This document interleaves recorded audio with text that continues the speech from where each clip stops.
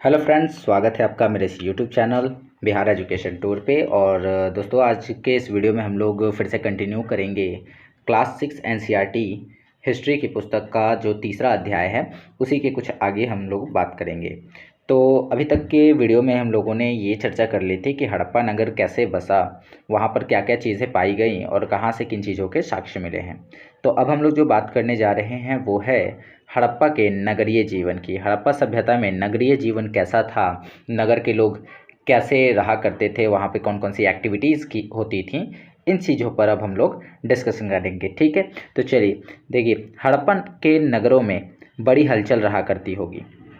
मतलब यहाँ पे ये कहा जा रहा है कि जो हड़प्पा है वहाँ पर नगरों में बहुत ही हलचल रहा करती होगी। इसका कारण ये है कि आज के भी जितने शहर हैं वहाँ पर काफ़ी ज़्यादा भीड़ भाड़ हुआ करती है। तो इससे जो पुरातत्वविद हैं, जो इतिहासकार हैं, ये अनुमान लगाते हैं कि चूँकि हड़प्पा एक शहर है, एक नगर था, और इस वजह से वहाँ पर काफ़ी ज़्यादा हलचल रहा करती होगी। लोग वहाँ पर काफ़ी ज़्यादा आया जाया करते होंगे। यहाँ पर ऐसे लोग रहते होंगे जो नगर की खास इमारतें बनाने की योजना में जुटे रहते थे। और ये भी अनुमान लगाया जाता है कि यहाँ पे इस प्रकार के लोग रहते थे जो कि खास प्रकार की इमारतों को बनाने की योजना में हमेशा जुटे रहते थे, और ये लोग संभवतः यहाँ के शासक हुआ करते थे। ठीक है, तो शासक वर्ग क्या करते थे, अलग अलग प्रकार के भवन, अलग अलग प्रकार के नगरों की योजना बनाते थे। कौन सी इमारत कहाँ बनाई जाएगी, किस तरह से कौन सी सड़कें बनाई जाएंगी। जैसे कि हम लोग देखते हैं हड़प्पा में क्या है कि सड़कें एक दूसरे को समकोण पर काट रही हैं। तो समकोण पर काट रही हैं, इसका अर्थ है कि यहाँ पर नगरों को बसाने से पहले, यानी घरों को बनाने से पहले एक योजना बनाई गई होगी कि किस तरीके से जो है शहर को बसाया जाएगा। और इसके अलावा आप देखते हैं कि यहाँ पर सड़कों के बीच से नालियाँ गई हैं, और नालियाँ जो है पूरी तरह से ढकी हुई रहती थी, बीच बीच में मेन होल हुआ करते थे। तो ये भी योजना करने के ही बनाई जाती थी। तो संभवतः ये लोग क्या थे, ये लोग यहाँ के शासक थे जो इस काम में जुटे रहते थे। यह भी संभव है कि ये शासक लोगों को भेजकर दूर दूर से धातु, बहुमूल्य पत्थर और अन्य उपयोगी चीज़ें मंगवाते थे। और यह भी संभव है कि ये जो शासक है ना, ये लोगों को, अपने आदमी को दूर दूर तक भेजेंगे और भेजकर वहाँ से बहुमूल्य पत्थर है, सोना चांदी है, या जो भी धातु है वो मंगवाते थे अपने यहाँ, क्योंकि हर चीज़ जो है हड़प्पा सभ्यता में नहीं पाई जाती थी। ठीक है, शायद शासक लोगों को खूबसूरत मन को तथा सोने चांदी से बने आभूषण जैसी कीमती चीज़ों को अपने पास रखते होंगे। देखिए, शायद जो शासक लोग हैं वो खूबसूरत मन के, सोने चांदी से बने आभूषण, ऐसी कीमती चीज़ें अपने साथ रखते होंगे। ये भी अनुमान किस बात पे लगाया जा रहा है, क्योंकि जितने भी हम राजा महाराजाओं को देखते हैं, सबके कैरेक्टर में ये चीज़ें हमें देखने को मिलती है। सब जगह हमें ये चीज़ देखने को मिलती है कि जो शासक है वो बहुमूल्य पत्थरों से बनी चीज़ों को, सोने चांदी से बनी बहुमूल्य चीज़ों को अपने पास रखता है। तो यही अनुमान लगाया जाता है हड़प्पा सभ्यता के नगरीय जीवन के साथ भी, कि यहाँ पर जो शासक वर्ग थे वो खास प्रकार की इमारतें बनवाते होंगे, साथ ही साथ लोगों को भेजकर बहुमूल्य पत्थर, धातु और ये सारी चीज़ें मंगवाते होंगे।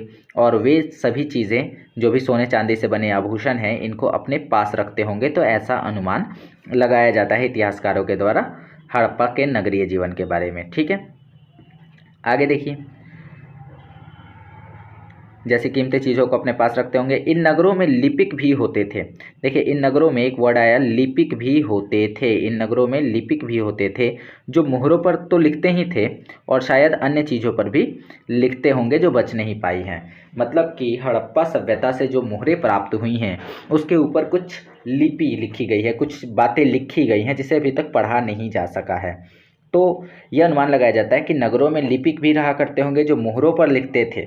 तो मोहरों पर लिखते थे ये तो पता है, क्योंकि हड़प्पा से मोहरें प्राप्त हुई हैं, तो मोहरों पर लिखते थे, ये बात पता है। लेकिन किसी अन्य चीज़ पर भी लिखते थे, ऐसा अनुमान लगाया जाता है, क्योंकि वे सभी चीज़ें जो है बच नहीं पाई है। मान के चलिए कि लिपिक जो है वो किताबें भी लिखा करते होंगे। तो हड़प्पा सभ्यता जब नहीं बची तो वहाँ पे मौजूद जो किताबें थीं वो भी नष्ट हो चुकी थी।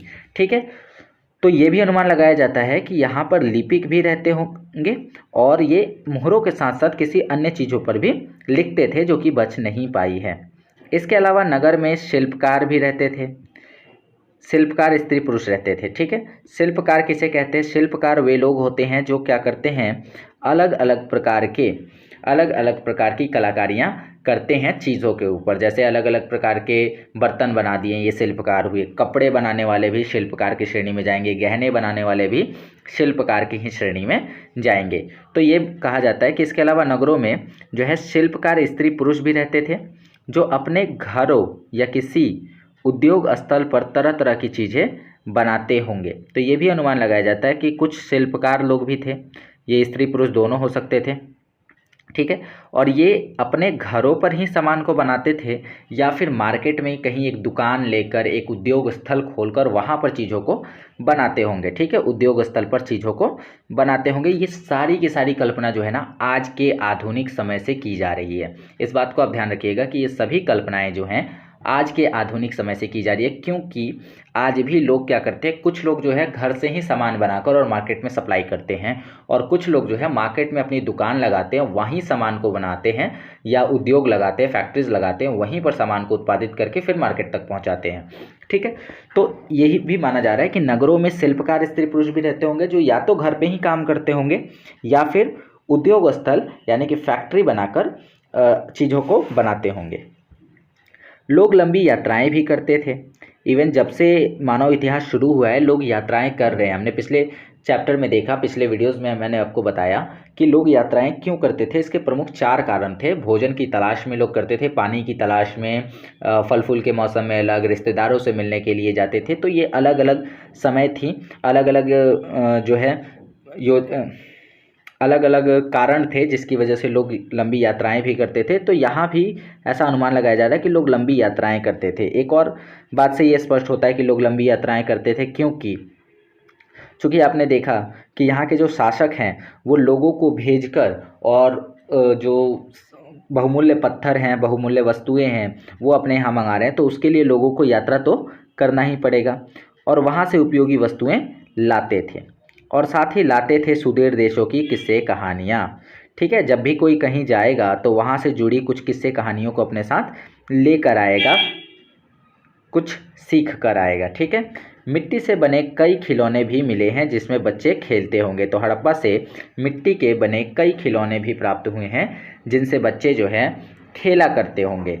तो ये रही बात नगरों की कि नगरीय जीवन कैसा हुआ करता था हड़प्पा सभ्यता का। अगर आप देखना चाहें तो यहाँ पर आप देख सकते हैं कि कुछ तस्वीरें दी गई हैं। ये तस्वीर आपको एक नगर की सड़क का दिखाई दे रहा होगा। ये बीच में सड़क के बीच नाली बनी हुई है, और यहाँ से आप देखो तो यहाँ से एक नाली इसके अंदर एंटर कर रही है। साथ ही साथ यहाँ से भी आप देखो तो एक नाली जो है इसमें जाकर मिल रही है। ठीक है, इसके अलावा अगर आप देखें तो कुएँ भी मिले हैं जहाँ से लोग पानी निकाला करते होंगे, ठीक है, सबसे ऊपर क्या दिया गया है, मोहनजोदड़ो की एक सड़क और उसमें बना नाला दिया गया है। ऊपर एक कुआं है, ठीक है, ऊपर एक कुआं दिया गया है। उसके अलावा इधर अगर आप देखो तो एक मोहर का चित्र आपको देखने को मिलता होगा। यहाँ पर एक मोहर मिल रहा है जिसके ऊपर कुछ लिखा हुआ है। ये लिपि अभी तक पढ़ी नहीं जा सकी है। ठीक है, और इस लिपि को जो है ना भाव चित्रात्मक कहा जाता है। भाव चित्रात्मक क्योंकि इसमें चीज़ों को भाव के रूप में लिखा गया है, मतलब कि सिंबल्स बनाए गए हैं। इसको कहा जाता है भाव चित्रात्मक। यहाँ पर सिंबल्स बनाए गए हैं, जैसे इसका अनुमान मछली से लगाया जाता है, इस सिंबल को मछली से अनुमान लगाया जाता है। ठीक है, उसी प्रकार से अलग अलग प्रकार के सिंबल्स हैं। और यहाँ पर आप देखो कि कुछ खिलौने हैं जिनसे बच्चे क्या हैं, खेला करते होंगे। ओके, चलिए तो आगे बढ़ते हैं और अब देखते हैं और कुछ चीज़ें। नगर और शिल्प के बारे में हम लोग अब जानेंगे। तो हमने नगरीय जीवन को देख लिया और अब देखेंगे कि नगर और शिल्प किस प्रकार के थे, नगर कैसा हुआ करता था, वहाँ पे कौन कौन से शिल्प देखने को मिलते थे, कौन कौन सी वस्तुएं देखने को मिलती थी। एकदम सिंपल भाषा में कहें तो अब देखो नगर और नए शिल्प। आओ अब कुछ ऐसी चीज़ों के बारे में अध्ययन करें जो हड़प्पा के नगरों से प्राप्त हुई हैं। मतलब अब हम लोग इन बातों पर चर्चा करेंगे कि हड़प्पा के नगरों से कौन कौन सी वस्तुएं प्राप्त हुई हैं। पुरातत्वविदों को जो चीज़ें वहाँ से मिली हैं उनमें से अधिकतर जो चीज़ें हैं वो पत्थर की बनी हैं, कुछ शंख की बनाई गई हैं, कुछ तांबे की, कांसे की, सोने और चांदी जैसी धातुओं से बनाई गई हैं। ठीक है, तांबे और कांसे से औजार बनाए गए हैं औजार किस चीज़ से बने हैं? अगर क्वेश्चन आ जाता है कि हड़प्पा सभ्यता से प्राप्त औजार किस धातु से बनाए गए हैं, तो वो बनाए गए हैं तांबे और कांसे से हथियार बनाए गए हैं। ठीक है, गहने और बर्तन बनाए जाते थे किससे? तांबे और कांसे से। तो तांबे और कांसे से हथियार के साथ साथ क्या बनाए जाते थे? गहने भी बनाए जाते थे और बर्तन भी बनाए जाते थे। सोने और चांदी से जो है गहने और बर्तन बनाए जाते थे। तो जिस प्रकार से तांबे से और कांसे से गहने और बर्तन बनाए जाते थे, उसी प्रकार से सोने और चांदी से भी क्या बनाए जाते थे? गहने और बर्तन बनाए जाते थे। और ये तुलना भी मैं आपको बता दूं कि आज से ही की जा रही है। जैसे हमारे पास स्टील के बर्तन भी होते हैं, लोहे के बर्तन भी होते हैं, एल्युमिनियम के बर्तन भी होते हैं, लेकिन इसके अलावा सोने और चांदी के बर्तन भी लोग यूज़ करते हैं पूजा पाठ में या अन्य चीज़ों में लोग यूज़ करते हैं। ठीक है, पीतल के बर्तन को भी लोग यूज़ करते हैं। तो ये सारी चीज़ें आज से ही तुलना की जा रही है। तो सोने और चांदी से गहने भी बनाए जाते थे, बर्तन भी बनाए जाते थे। यहाँ मिली सबसे आकर्षक वस्तुओं में क्या है? मनके हैं, ठीक है, बाट है और फलक है। अगर बात करें कि यहाँ से सबसे आकर्षक वस्तु क्या मिली, इंटरेक्टिव वस्तु क्या मिली है जिसको देखने का मन करता है, मतलब कि जो देखने में बहुत ही ज़्यादा अच्छी लग रही हो, अद्भुत लग रही हो, तो ये हैं यहाँ से मिले मनके। मनके क्या थे? मनके वो गहने हैं जिसे लोग पहना करते थे। ये रहे वो मनके, ठीक है, इनसे लोग पहना करते थे।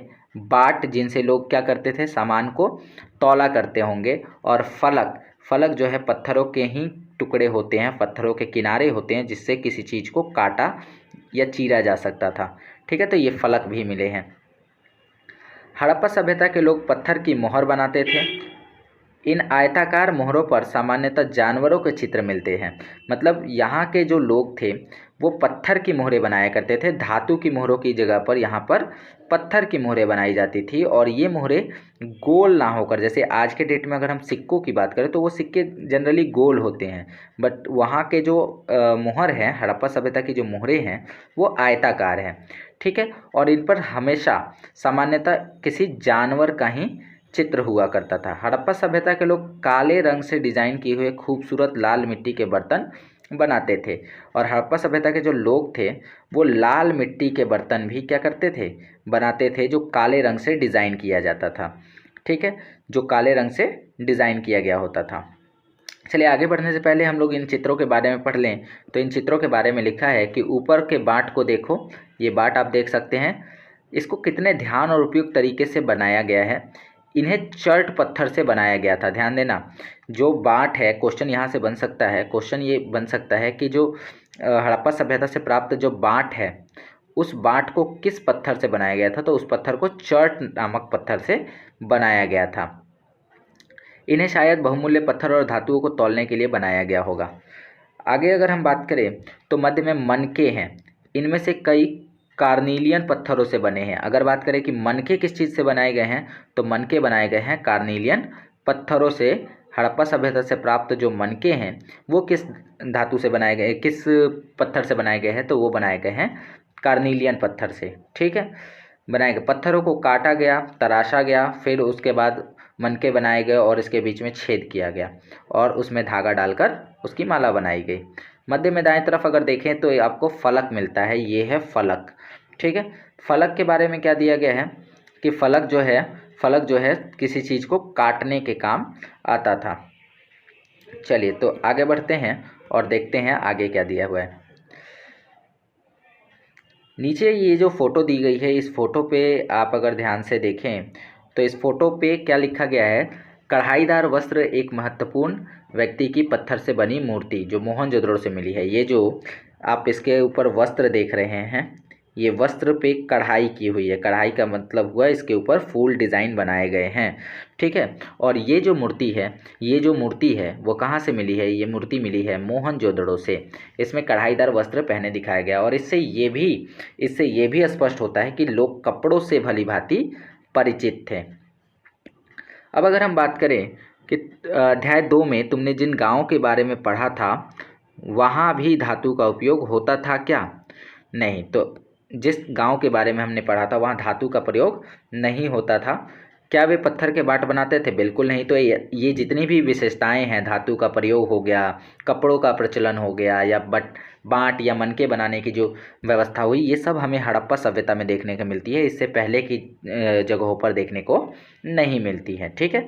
संभवतः 7000 साल पहले मेहरगढ़ में, ठीक है, कपास की खेती होती थी।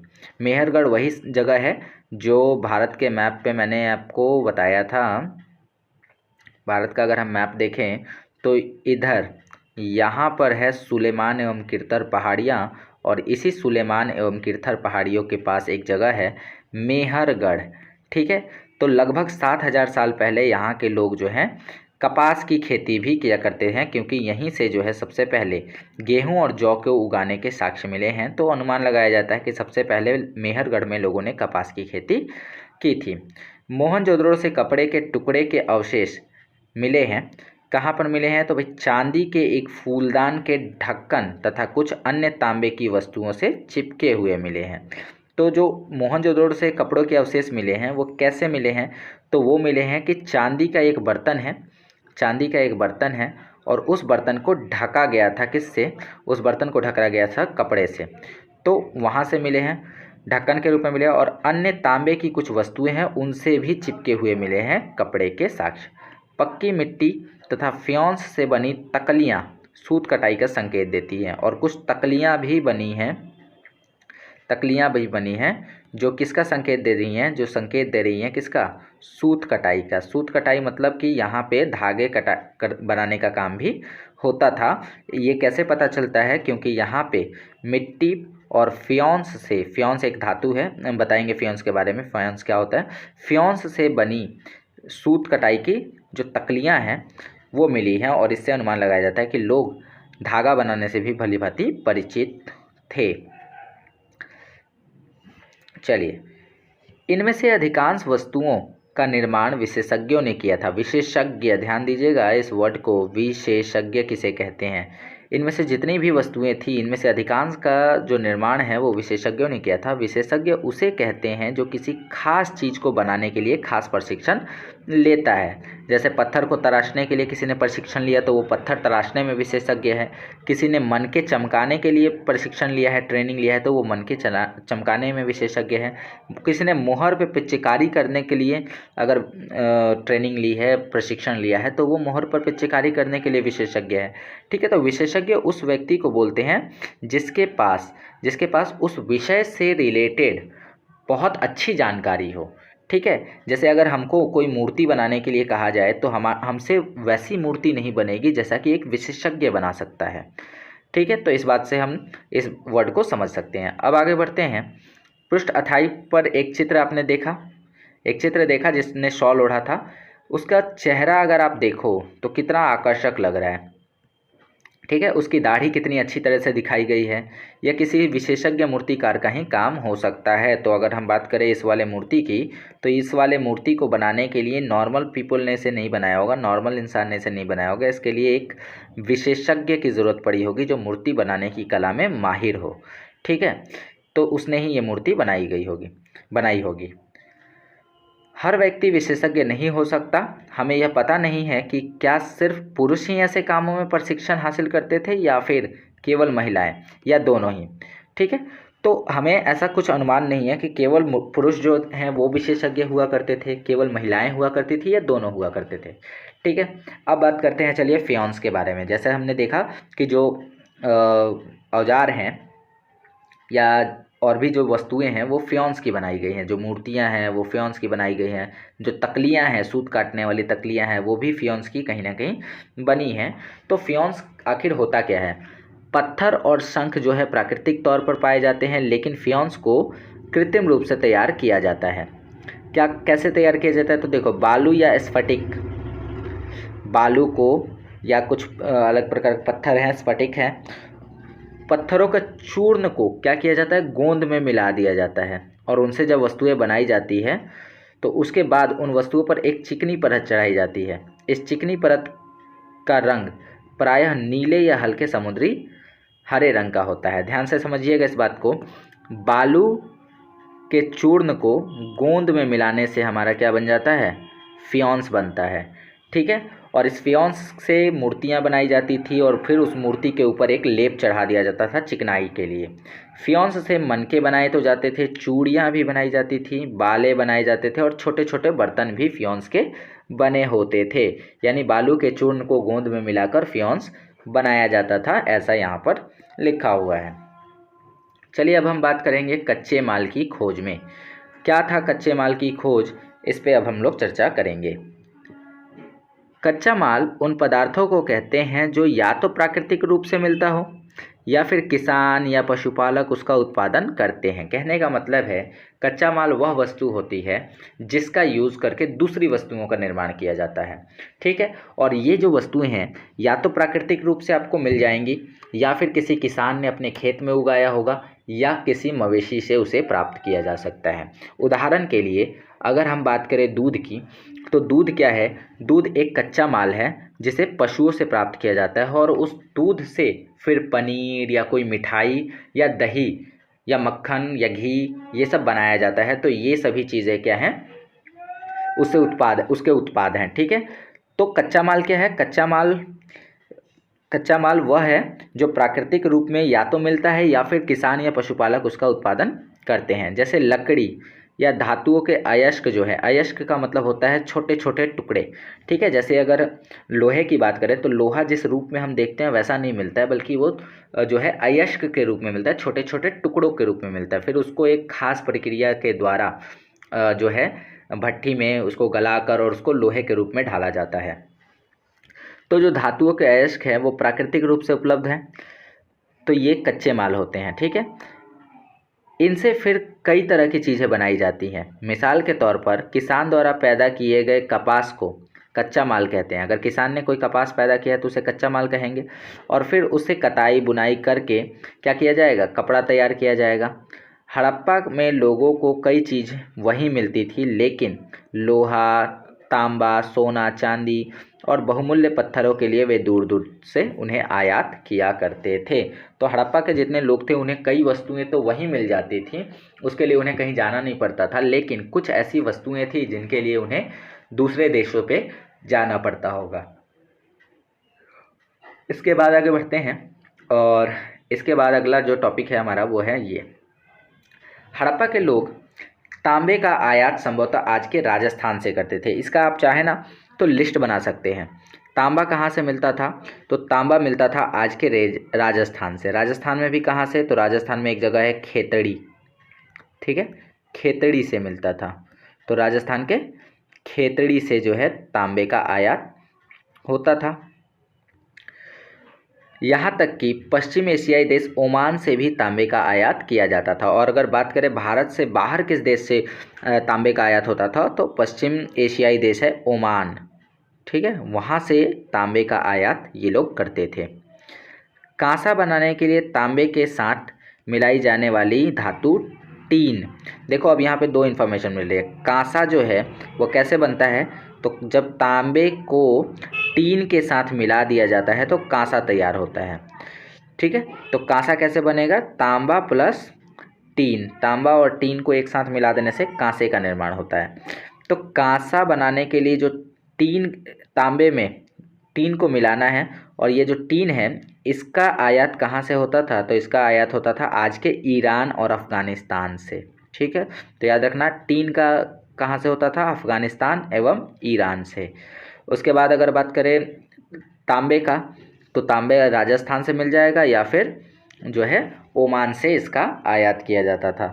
टीन कहाँ से मिलता था, तो टीन मिलता था आज के ईरान से और अफ़गानिस्तान से।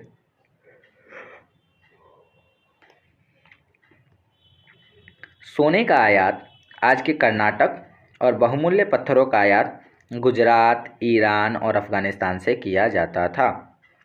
तो इसका एक लिस्ट बना लीजिएगा। यहाँ पर बहुत ही अच्छी इन्फॉर्मेशंस दी गई है कि किस चीज़ का आयात कहाँ से किया जाता था। और परीक्षा में अक्सर ऐसे सवाल भी आते हैं कि किस धातु का प्रयोग कहाँ से, किस धातु का जो आयात है वो कहाँ से किया जाता था, मिलान करने के लिए ऐसे सवाल बनाए दिए जाते हैं परीक्षा के लिए।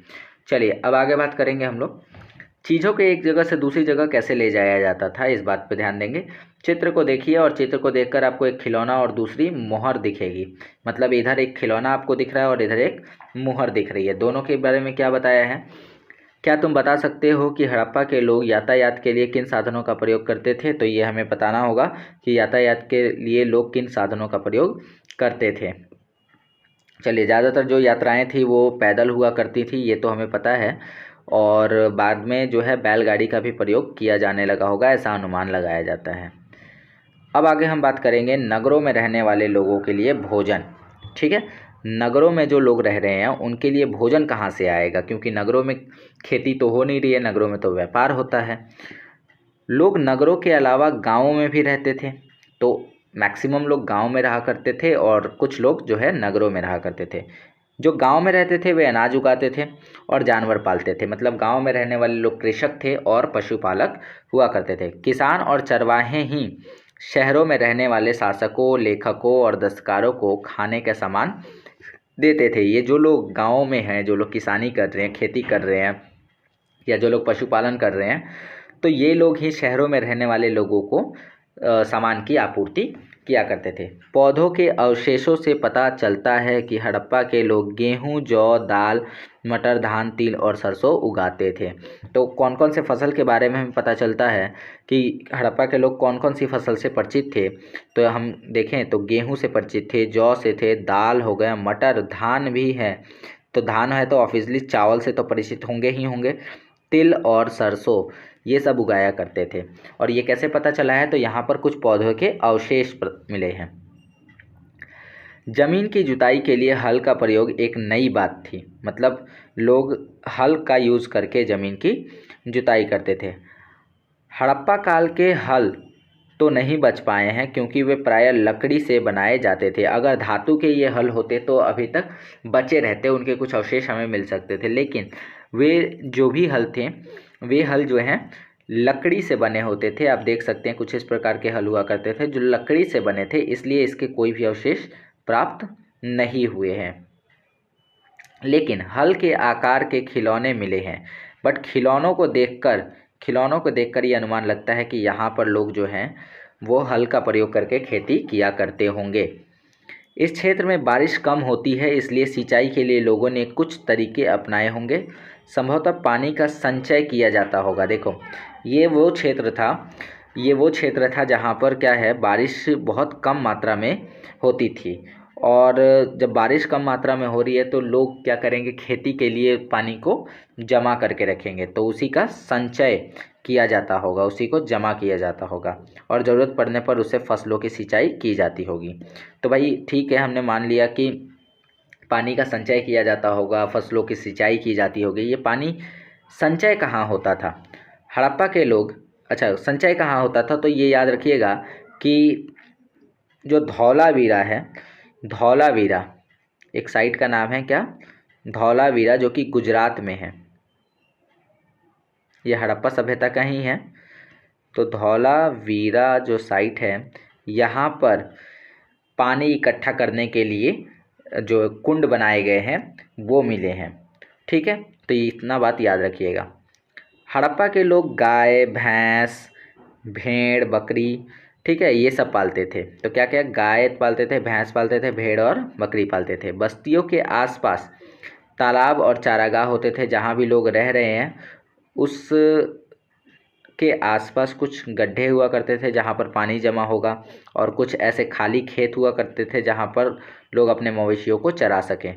लेकिन सूखे महीनों में मवेशियों के झुंडों को चारा पानी की तलाश में दूर दूर तक ले जाया जाता था। क्योंकि जब सूखा होगा, जिस समय बारिश नहीं हो रही होगी, जिस समय पानी ख़त्म हो गया होगा, चारागाह सब सूख गए होंगे, तो वो उस समय लोगों को क्या करना पड़ता था कि अपने पशुओं को चराने के लिए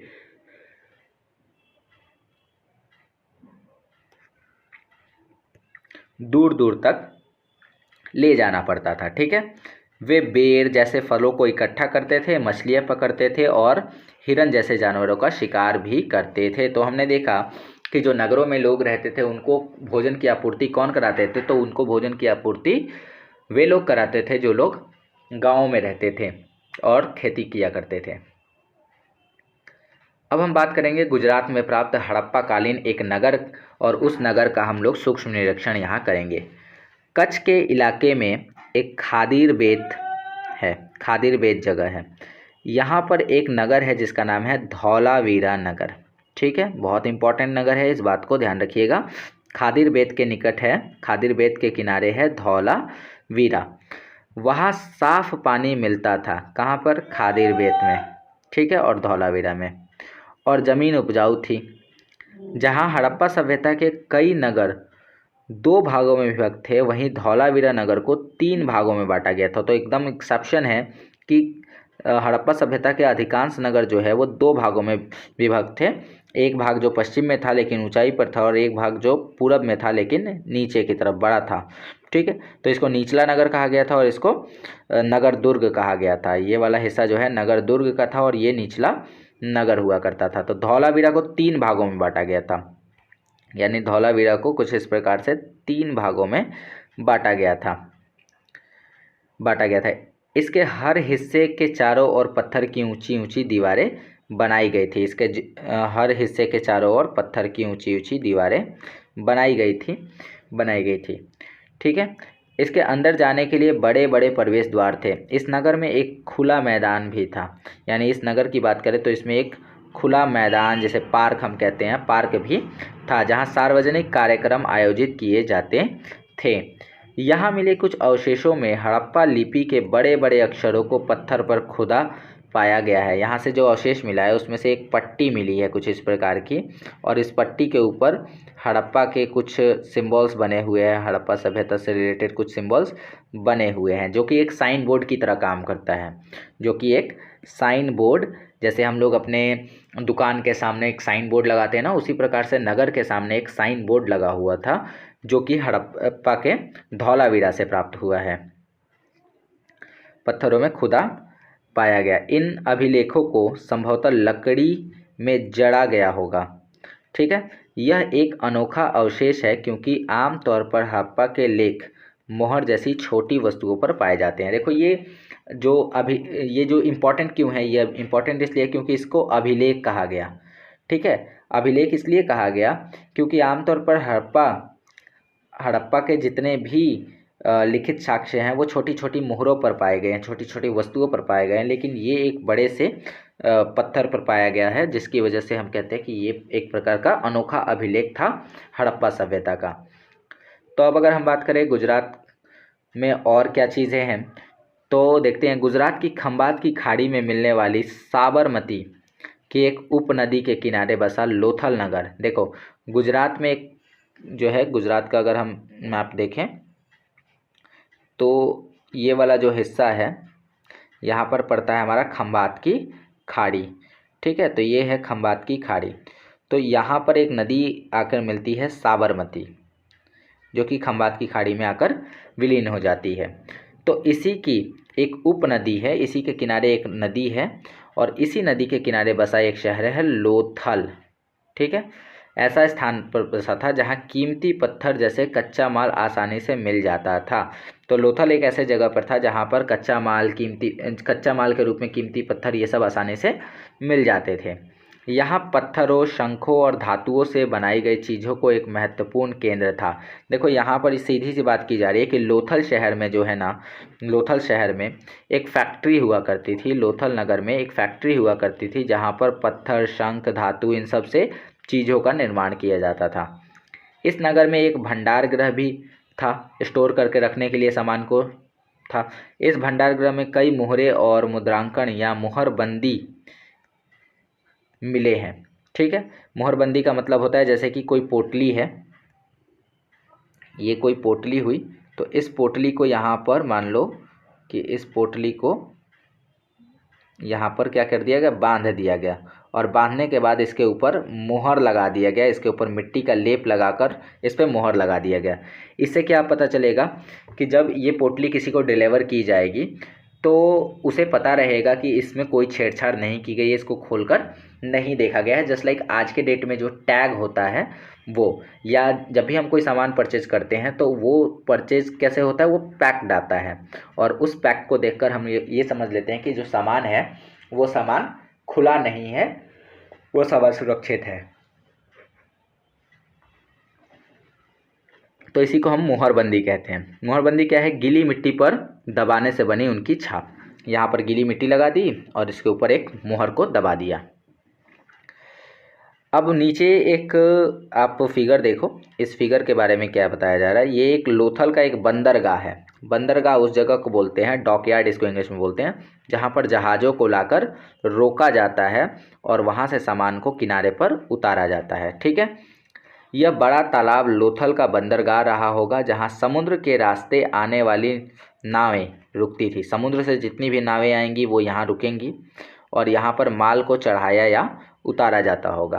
तो ये चीज़ हो गई। डॉकयार्ड का मतलब हो गया, इस तालाब को देखकर ये अनुमान लगाया जाता था कि यहाँ पर जो नाव है ना, नाव आती होंगी और यहाँ पर रोककर उस पर सामान को चढ़ाया या उतारा जाता होगा।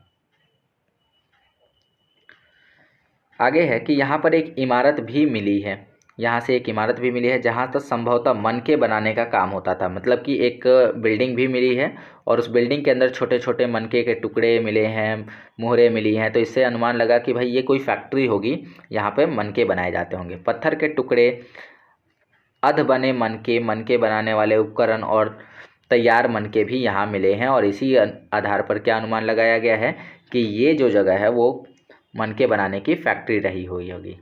ठीक है, अब हम लोग बात करेंगे मुद्रा या जिसे मोहर कहते हैं और मुद्रांकन या मोहरबंदी क्या होती थी।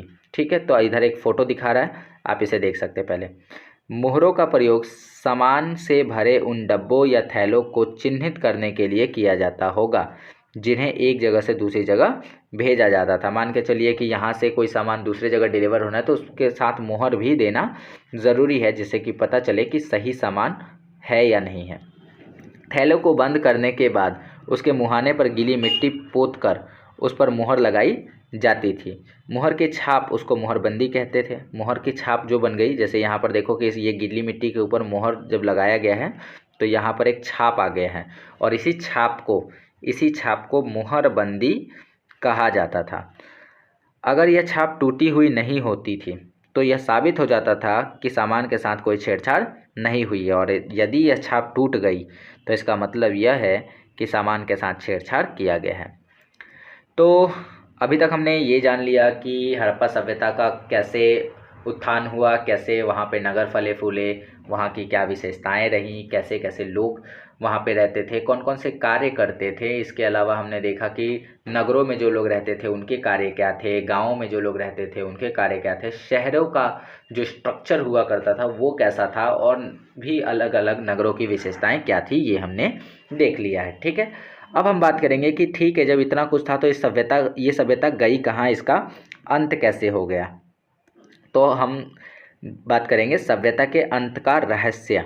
मतलब किसी को नहीं पता कि ये जो सभ्यता थी ये कहाँ चली गई, अचानक से इस सभ्यता के सारे लोग कहाँ चले गए और क्यों ये जो जगह है वो एक खंडहर बन के रह गया। लगभग 3900 साल पहले एक बड़ा बदलाव देखने को मिलता है। हमने देखा कि 4700 ईयर्स अगो, 4700 साल पहले का जो काल था वो हड़प्पा सभ्यता का काल था। तो यहाँ से लगभग 800 सालों तक हड़प्पा सभ्यता एकदम अच्छे से चला, फला फूला, और उसके बाद 3900 साल पहले एक बहुत बड़ा बदलाव देखने को मिला। अचानक क्या हुआ, लोगों ने इस नगर को छोड़ दिया, यहाँ पे लोगों ने रहना छोड़ दिया। लेखन, मुहर, बाँट, इन सब का प्रयोग बंद हो गया। दूर दूर से कच्चे माल का जो आयात हो रहा था, जो राजस्थान से या अफ़गानिस्तान से, ईरान से, ओमान से जो सामान मंगाए जा रहे थे उसका आयात बंद कर दिया गया। मोहनजोदड़ो में सड़कों पर कचरे के ढेर बनने लगे। आपने देखा कि मोहनजोदड़ो जो शहर है वहाँ पर पक्की ईंटों की नालियाँ मिली थी और नालियों में सब कचरा डाला जाता था, सारा पानी नाली में जाता था, नगरों की पूरी सफाई रखी जाती थी। अचानक से क्या हो गया कि मोहनजोदड़ो में जो सड़क है उस पर कचरे के ढेर बनने लगे, क्योंकि सफाई नहीं हो रही थी, सफाई का काम लोगों ने बंद कर दिया था। जल निकासी प्रणाली नष्ट हो गई थी, ये जो नालियाँ थी ये टूट फूट गई थी, इसकी कोई मरम्मत नहीं हुई थी, और सड़कों पर ही झुग्गीनुमा घर बनाए जाने लगे थे। और जो घरें ऐसे पैटर्न में बना हुआ करती थी, ग्रेड में बना होती थी, वो अब ना बनकर लोग झुग्गी झोपड़ी बनाकर वहाँ पर रहने लगे। यह सब क्यों हुआ, कुछ पता नहीं। कुछ विद्वानों का कहना है कि नदियाँ सूख गई थी। कुछ विद्वानों का कहना ये है कि हड़प्पा सभ्यता जिन नदियों के किनारे बसा था, सिंधु नदी है, और सिंधु नदी के साथ साथ यहाँ पर आप देखो तो सतलज है। सतलज में इधर से यहाँ से व्यास नदी मिलती है, फिर झेलम, चेनाब, रावी, ये सब सारी नदियाँ हैं। तो ये सारी नदियाँ जो हैं ये इसी के किनारे पूरा का पूरा हड़प्पा सभ्यता जो है बसा हुआ था। तो कुछ विद्वानों का कहना है कि नदियाँ सूख गई थी। कुछ कहते हैं कि नहीं, जंगलों का विनाश हो गया था, जितने भी वहाँ जंगल थे, पेड़ पौधे थे, इसका विनाश हो गया, जिसके कारण से बारिश नहीं हो रही थी। इसका कारण ये हो सकता है कि ईंट पकाने के लिए ईंधन की ज़रूरत पड़ती थी। हाँ, इस चीज़ को तर्क दिया जा सकता है कि जंगलों का विनाश कैसे हो गया होगा। ईंट पकाने के लिए आग की ज़रूरत है, लकड़ी की ज़रूरत है, और लकड़ी कहाँ से मिलेगी, जंगलों से मिलेगी। ठीक है। इसके अलावा मवेशियों के बड़े बड़े झुंडों से चारागाह और घास वाले मैदान समाप्त हो गए होंगे। कुछ ने यह भी माना कि जैसे पुराने लोगों का था कि एक जगह की जब वस्तुएं ख़त्म हो जाती थी दूसरे जगह पे जाना पड़ता था, तो कुछ ने यह भी माना कि हो सकता है कि जो मवेशी हैं उनकी वजह से यहाँ का जितना चारागाह था, जितने बड़े बड़े खेत हुआ करते थे जहाँ पे मवेशियों को चराया जाता था, वे सब समाप्त हो गए होंगे। तो चारे की खोज में वे लोग अलग स्थान पर चले गए होंगे। कुछ इलाकों में बाढ़ आ गई। कुछ लोग ये भी कहते हैं कि नहीं, कहीं कहीं बाढ़ भी आया था। लेकिन इन कारणों से स्पष्ट नहीं हो पाता है कि सभी नगरों का अंत कैसे हो गया। ठीक है, माना कि एक दो नगर का अंत हो सकता है, लेकिन सभी के सभी नगर एकदम से ख़त्म हो गए, ये कैसे हो गया? क्योंकि बाढ़ और नदियों के सूखने का असर कुछ ही इलाकों में हुआ होगा। वे इलाके जहाँ पर जो नदी के किनारे हैं वहाँ पे बाढ़ आई होगी, वे इलाके जो नदी से दूर है हो सकता है वहाँ सूखा पड़ा होगा। ठीक है, लेकिन सभी नगरों में ही ऐसा कुछ हुआ होगा, पूरी तरीके से जो सभ्यता थी वो ख़त्म हो गई होगी, ऐसा अभी तक किसी को पता नहीं है कि ऐसा क्यों हुआ होगा। चलिए, तो कुछ और तर्क भी है। ऐसा लगता है कि शासकों का नियंत्रण समाप्त हो गया। ऐसा लगता है कि जो वहाँ पे राजा महाराजा हुआ करते थे, जो शासक वर्ग थे, उनका जो नियंत्रण है शहर के ऊपर से, वो टोटली कंट्रोल ख़त्म हो गया होगा। जो भी हुआ हो, परिवर्तन का असर बिल्कुल साफ दिखाई देता है। आधुनिक पाकिस्तान के सिंध और पंजाब की बस्तियां उजड़ गई थी। कई लोग पूर्व और दक्षिण के इलाकों में नई और छोटी बस्तियों में जाकर रहने लगे। उसके बाद क्या हुआ कि इस तरीके से सभ्यता का अंत तो हो गया, मतलब पता नहीं चला कि सभ्यता कैसे ख़त्म हुई। सभ्यता ख़त्म हुई और कहाँ चले गए वहाँ के लोग, ऐसा कुछ भी हमें पता नहीं चलता। लेकिन इसके 1400 साल बाद, फिर से इसके 1400 साल बाद नए नगरों का विकास हुआ, और इसके बारे में हम लोग अगले अध्याय में पढ़ेंगे। ठीक है, तो चलिए, तो यहाँ तक की जानकारी हो गई। ये चैप्टर पूरी तरीके से यहाँ समाप्त हो गया। अगर हम बात करें कुछ एक्स्ट्रा फैक्ट्स की, तो एक्स्ट्रा फैक्ट्स में हमें बताया जा रहा है कि अपने एटलस में आपको मिस्र को ढूंढना है। देखिए, यहाँ पर हम बात कर रहे हैं मिस्र की, तो मिस्र क्या है, हड़प्पा सभ्यता के ही समकालीन एक और सभ्यता है। मतलब जिस समय भारत में हड़प्पा सभ्यता चल रही थी, उसी समय यहाँ पर मिस्र की सभ्यता भी चल रही थी। इस सभ्यता की अपनी भी कुछ खास विशेषताएं थी। इस सभ्यता की भी कुछ खास विशेषताएं थी। चलिए देखते हैं। नील नदी के आसपास वाले इलाकों को छोड़कर मिस्र का अधिकांश भाग रेगिस्तान है। अगर बात करें तो मिस्र जो है वो कहाँ है, अफ्रीका में पड़ता है, और यहाँ से बहती है एक नील नदी। तो नील नदी के आसपास का इलाका जो है उपजाऊ इलाका है, क्योंकि ये नदी के किनारे होने की वजह से यहाँ पर उपजाऊ इलाका है और लोग यहाँ पर रहा करते थे। लेकिन अगर बात करें अन्य इलाकों की, तो पूरा इलाका जो है रेगिस्तान है, रेत का बना हुआ है। ठीक है, तो यही कह रहा है कि नील नदी के आसपास के इलाकों को अगर छोड़ दिया जाए तो मिस्र का अधिकांश भाग जो है रेगिस्तान है। लगभग 5000 साल पहले हमारा जो समय है वो कितना है, वो है 4700 वर्ष पूर्व। हड़प्पा सभ्यता का जो काल है वो 4700 वर्ष पूर्व है, लेकिन मिस्र का जो काल है वो इससे भी पुराना है। मिस्र में शासन करने वाले राजाओं ने सोना, चांदी, हाथी दांत, लकड़ी और हीरे जवाहरात लाने के लिए अपनी सेनाएं दूर दूर तक भेजी। इन्होंने बड़े बड़े मकबरे बनवाए जिन्हें पिरामिड के नाम से जाना जाता है। तो इनके द्वारा जो मकबरे बनवाए गए, ये मकबरे हैं। मकबरा किसे कहते हैं, जहाँ पर शासकों के शव को दफनाया जाता है, उसे मकबरा कहते हैं। तो ऐसी मान्यताएं होती हैं कि इसके अंदर किसी न किसी शासक के शव को दफनाया गया है, और इन्हें क्या कहा जाता है, इन्हें पिरामिड्स कहा जाता है। राजाओं के मरने पर उनके शवों को इन्हीं पिरामिड्स में दफनाकर सुरक्षित रखा जाता था। इन शवों को ममी कहा जाता था। याद रखिएगा, इन शवों को क्या कहते हैं? ममी कहते हैं। ममी कुछ ऐसे होता है कि जब कोई व्यक्ति मर जाता था, कोई शासक मर जाता था, तो उसके शरीर पर एक खास प्रकार का लेप चढ़ाकर और उसे कपड़े से पूरी तरह से लपेट कर और ताबूत में रखकर क्या किया जाता था? दफना दिया जाता था, ताकि उसका शरीर हजारों साल तक खराब ना हो। ठीक है। उसके शव के साथ और भी अनेक चीज़ें दफनाई जाती थी। जैसा कि हमें पता है कि लोगों की ये मान्यता हमेशा से रही है कि मृत्यु के बाद भी जीवन होता है। तो लोग क्या करते थे कि लोग मरने के बाद उनके शव के साथ कुछ चीज़ें दफनाते थे, जैसे कि खाने के लिए कोई चीज़ हो गया, पीने के लिए कोई वस्तु हो गई, पहनने के लिए कपड़े हो गए, गहने हो गए, बर्तन हो गए, बजाने के लिए वाद्य यंत्र हो गए, हथियार और जानवर भी इसके साथ साथ दफना दिए जाते थे। कभी कभी शव के साथ उसके सेवक और सेविकों को भी दफना दिया जाता था। इस बात को ध्यान रखिएगा।